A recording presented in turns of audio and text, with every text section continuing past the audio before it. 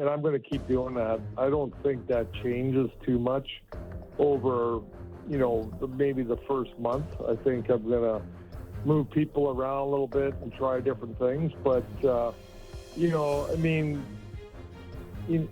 I'm not just going to quit on the lines after one game either. I'm not doing that either. So you got to have some patience, but also in game, I'm going to mix guys around a little bit like I did last night.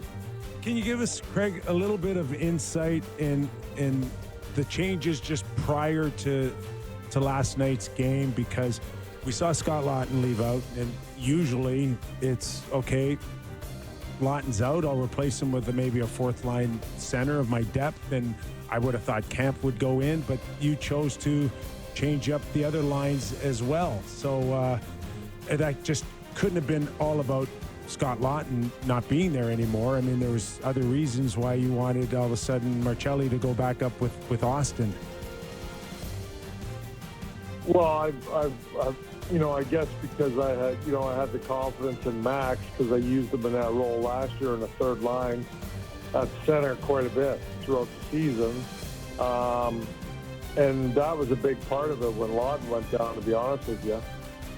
And then just the roster moves and things like that we made, So I'm working with what we got. And, I've used Max there before, and he's done a good job there. So that was the reason to put Max back there and get Machelli up where I put him to try him out there with Austin and Knives. And so I just juggled some guys around and what I thought would be a good fit. And like I said, it's still, we're working on it. We're still, trying to figure out if this will be a good fit or not. Like I said, I need more than one game. So we imagine that we'll see Marcelli with Austin maybe throughout the weekend here. What did you see last night? I thought it was a quiet game for Austin. What was your overall assessment of the big line?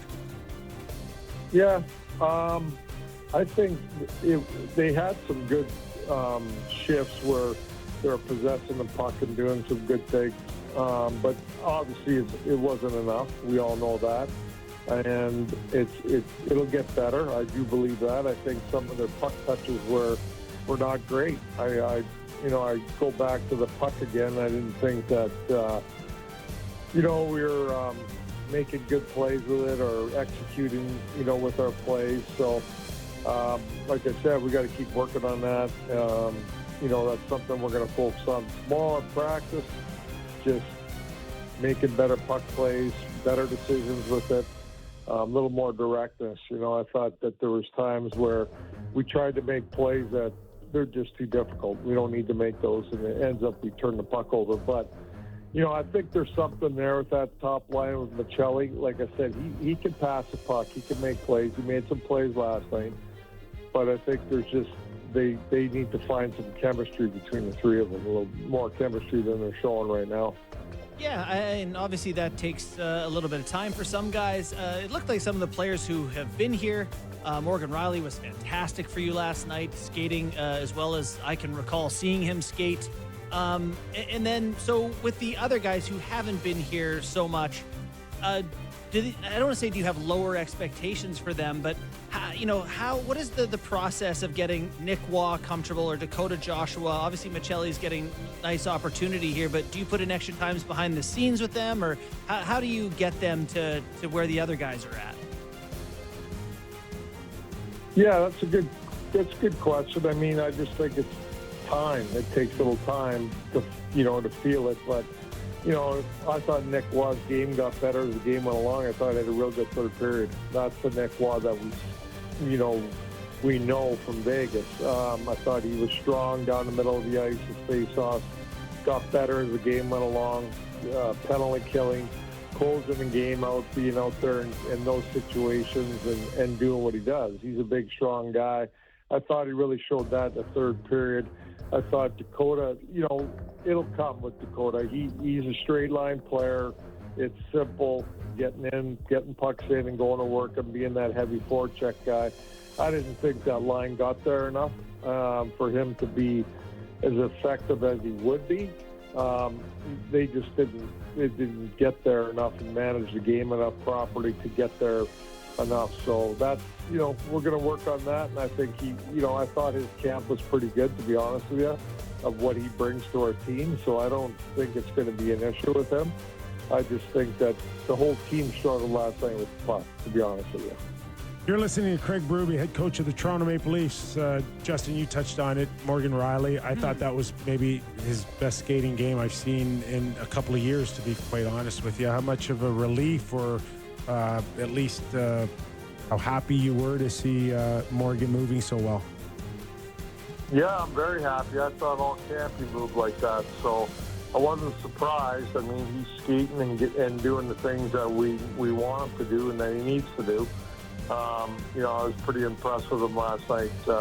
Great to see him come out and play a real good game right off the hop, contribute offensively, and just do the things he can do. He's capable of doing, with or without the puck. And so he had a very solid game, very encouraging. But he put the work in all summer. He was prepared. Like I said, he had a real good camp. So I wasn't surprised that he went out and played the way he did.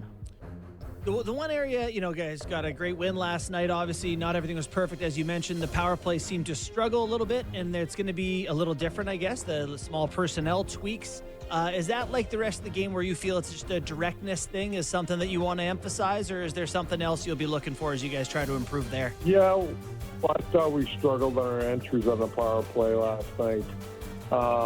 That's where the problems, in my opinion, came from. We only had two of them. We turned the puck over on one of them. They scored. The other one, we had the puck in the zone, and I thought it was just too slow moving the puck. I think, they just got to move the puck quicker. And then, obviously when you move it around, you don't want to overpass either, but you got to move it quick, and then it's got to go to the net at some point. And I didn't think that we did that, So, again, it's like a 5-on-5 game. We got to work on it, and we do work on it constantly. But we'll keep working on it, and it'll come around. But for me, it was the breakouts weren't very good on the PP last night, and ended up costing us the goal. Another good sign for me, anyways, was Bobby McMahon. He looked like the guy that everybody was hoping would look like in the playoffs, and I know he struggled a lot at the end of last season, but he looked big, he looked strong, he looked heavy, he went to the net. To me, it's another good sign. Yeah, and, this has been conversations with Bobby from the end of last year throughout the summer and before camp of how he needs to play, and I thought he executed that well last night. I agree with you. He was skating, challenging, D-wide with the puck, physical, got to the net, got a goal. I mean, those are the types, that's what he does for us, and that's what we need from him every night. I mean, so, again, good on him that, he took the information and he went out and executed it. Craig, I know that coaches would say this is a good problem to have. You have a guy like Calle Yarncroc who shows up at camp and looks great camp, seems healthy, scores a goal last night. He's really good for you. There's a lot of people going, okay, well, where's Easton Cowan fit in? But Yarncroc's an experienced veteran guy for you. Does it complicate things? Obviously, it's good to have good players. Where are you at with Yarncroc, and when can we expect to see Cowan in the mix? Yeah, I'm glad we have Yarny because I think he's a guy that, you can use in different situations. He can play with good players. He can play in your fourth line, kills penalties, checks well. He covers a lot of areas, and, he's a great person, great teammate. So we're lucky to have him, in my opinion, and I like him a lot. And Cowan, yeah, I mean, we didn't play him last night, but that doesn't mean he's not going to be in the next game. Maybe he won't be, maybe he will be. But, we got to have a little patience there. But at the same time, I got to make sure that he's not out too long because he needs to play. So I got to find a way to get him in there. These are the discussions that we constantly have, myself, Brad, the coaching staff. So, Cowan, I thought he came in and proved himself in camp and did a good job of doing things right and understanding what he has to do to make the team. And I thought he did that. So it's just about managing the lineup. Listen, you have 2 or 3 extra players, right? And we don't want them obviously sitting out too long. We want them all to play and contribute, a lot like we did last year. I mean, I thought that we used everybody pretty much the whole season. There is stints where guys more on defense don't get in there that much if they're the 7D, but we try to use everybody, and I don't see it changing.